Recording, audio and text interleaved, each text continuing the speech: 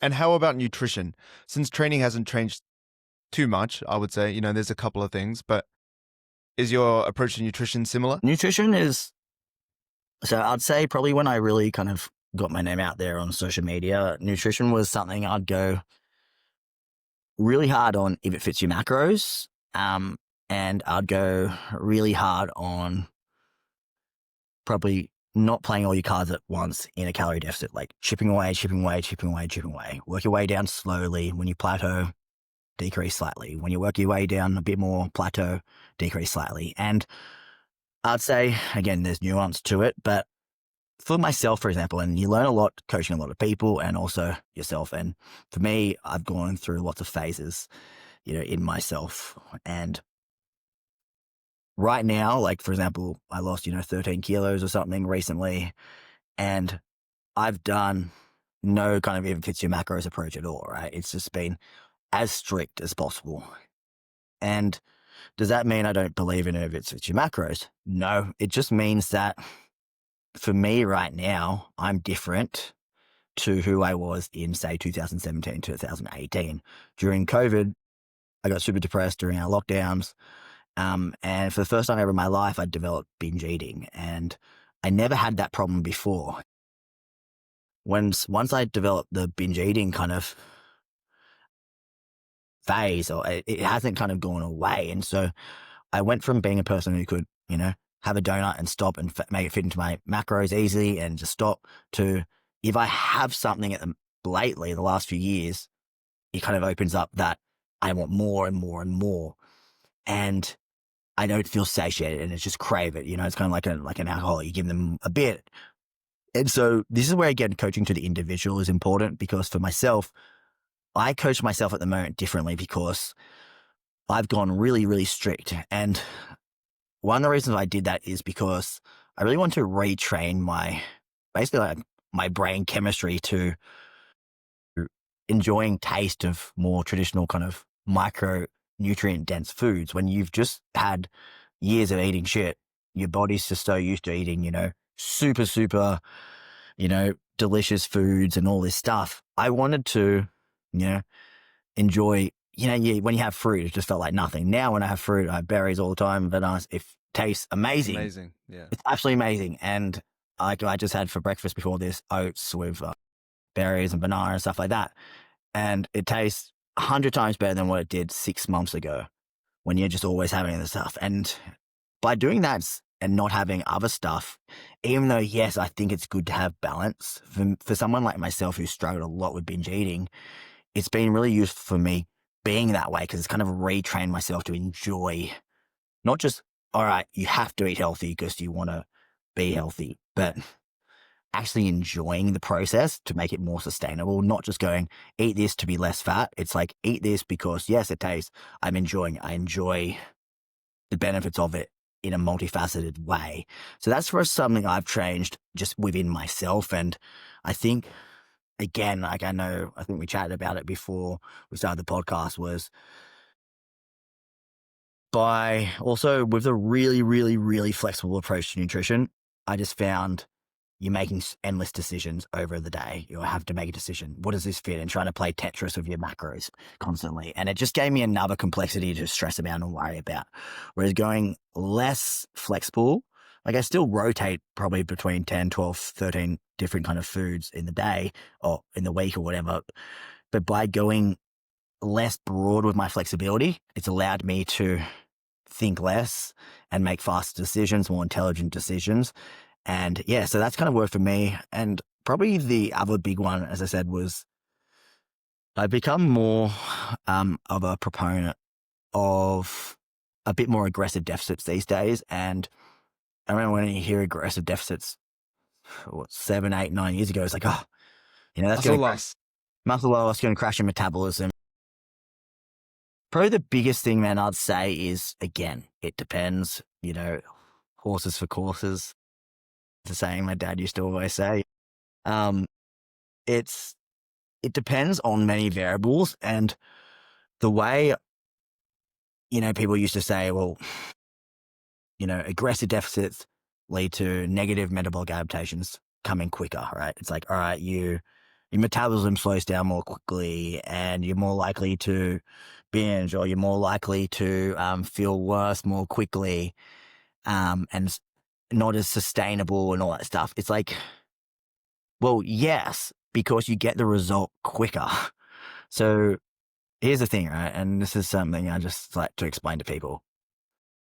Like metabolic adaptation, where your metabolic rate slows down, your NEAT levels lower, so you expend less calories, you feel hungrier, your hunger hormones, ghrelin, yeah, and leptin, for satiety, all become a bit more negative, right? All this negative metabolic adaptation doesn't happen out of nowhere. It happens in response to weight loss. So if you lose 10 kilos in 20 weeks, you're going to experience metabolic. Let's say 10 kilos is kind of the area where for you experience metabolic adaptation. Everyone's a little bit different, but if you lose 10 kilos in 24 weeks, you're going to get all those negatives. It just took longer to get there. Whereas if you lost 10 kilos in 10 weeks, you're also going to experience those same negative metabolic adaptations because you lost 10 kilos. It wasn't that because you did a fast deficit that it ruined you. You just got the result quicker. So here's a byproduct. A byproduct of faster results is you experience those negatives more quickly, but you also experience the results more quickly. And how do you fix those negative metabolic adaptations? Well, cool. You just primarily get out of a deficit, spend time out of a deficit, maintenance, maybe potentially put on a little bit of weight if you need to. But point is that one of the pros to an aggressive approach is that you get more time out of a calorie deficit in reality because you're spending less time in a calorie deficit to get the result. So the people are always like, oh, let's slow and steady wins the race approach. If you take 24 weeks to lose, 10 kilos, you're still in a calorie deficit for 24 weeks. It means you're probably not optimizing things like your performance. You're not optimizing muscle building. Whereas if you can lose it in 10 weeks, then that means the next 14 weeks you can be out of a calorie deficit with calories up, experiencing negative metabolic adaptation effects, not, feeling tired and hungry and your performance dropping. So that's one of the things I've become a bit more of a proponent of. But again, it depends. So if I'm training like a competitor, it's different. So I'm kind of more talking about, a transformation, someone, general population. I consider like myself even, it's, someone who wants to get to I like to kind of say like an aggressive deficit, I think is a great place to be for someone whose end goal is a body fat that they can maintain. So if you do an aggressive calorie deficit and you're trying to get superhuman lean as a competitor, that's not an end goal that you can maintain.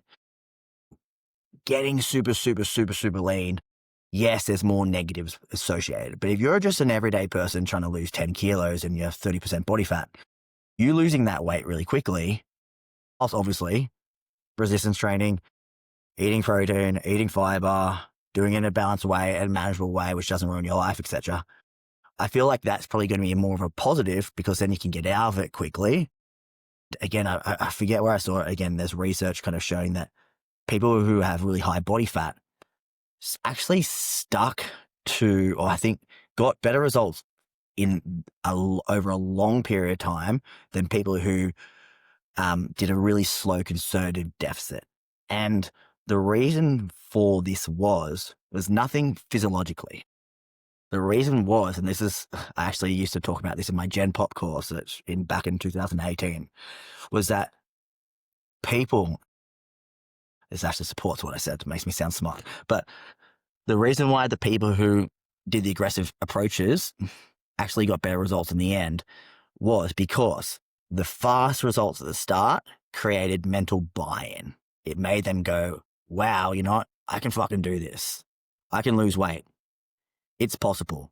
And so what I used to say in my Gen Pop course, I remember Brock went to, I think probably 2019, 18, I used to say the key to change is momentum. I used to tell all the trainers, because I was telling people like, let's set fucking big epic goals. People used to, back then, when I came on the scene, I remember used to see PTs being like, oh, if you get a client, just change one variable at a time. Don't worry about their nutrition. Just get them used to training for a couple months and then worry about training, getting them to eat more protein and then worry about this. I'm like, shut the fuck up. Like, God, like, let's get some fucking results. Like, stop treating these people like babies. Like, people are just dumbing down people. And especially, people have money to afford a PT. They're often business people. They're not, they have the ability to actually change their training and nutrition simultaneously.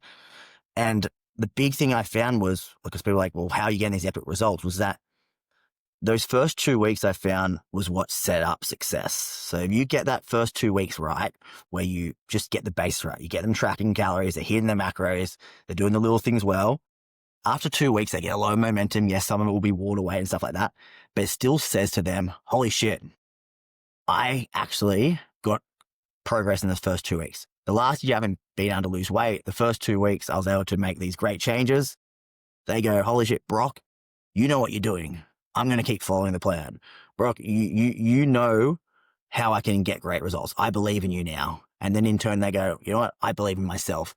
So that's one of the things I think we're going to go off on a tangent. I apologize, but that's one of the abilities of kind of sometimes a more aggressive approach initially is that it helps drive that sense of buy-in, that sense of self-esteem, that again, the hard things you do at the start to get started, start tracking, get up, do all these little things, all these little hard things you're doing.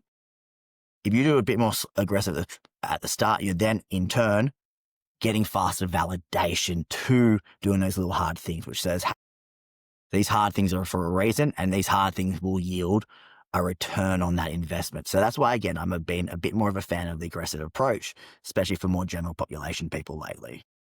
Yeah, I remember you talking about the boot camp diet when we went to the Gen Pop course, and you were saying you got people on like a boot camp diet, very heavy in protein. Correct me if I'm wrong. A Yeah. lot of greens, a lot of fiber. So try to manage their satiety as much as possible. And that 2 to 3 weeks where they dropped a fast amount of weight, and yes, some body weight, but whatever, people would be really committed. And I found that true to myself as well. And then that self-belief factor is massive. And then that change you make in nutrition also has a ripple effect into their training too, because that self-belief is contagious everywhere. It's not just, oh, I can lose fat with my diet. It's like, oh, maybe I can actually do this in my training too. So it starts to ripple effect everywhere. And then they also, from a business perspective, they position you as someone that is highly knowledgeable, and it creates like a better long-term, relationship with you and your client.